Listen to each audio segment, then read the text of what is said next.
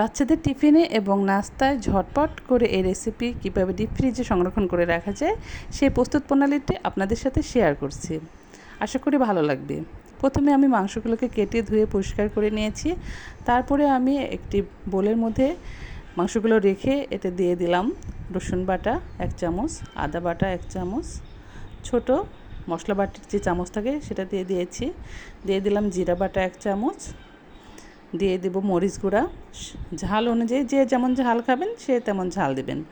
দিয়ে দিলাম হলুদ গুঁড়ো, দিয়ে দিলাম ধনিয়া গুঁড়ো, দিয়ে দেব 1 টেবিল চামচ সয়া সস, দিয়ে দেব পরিমাণ মতো লবণ।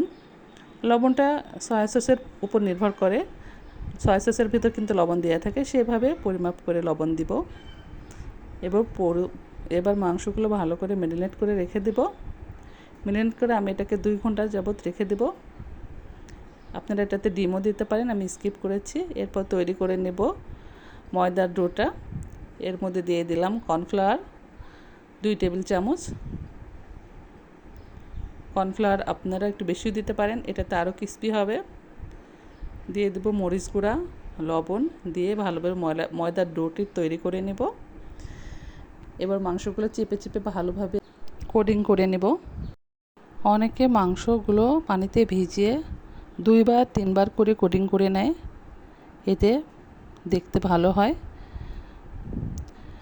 আমি একবারই করেছি, আপনারা চাইলে এটি 2 বার কিংবা 3 বারেও কোটিং করতে পারেন।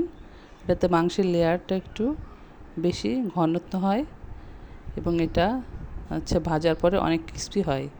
মোটামুটিভাবে আমার সবগুলো কোটিং করা শেষ।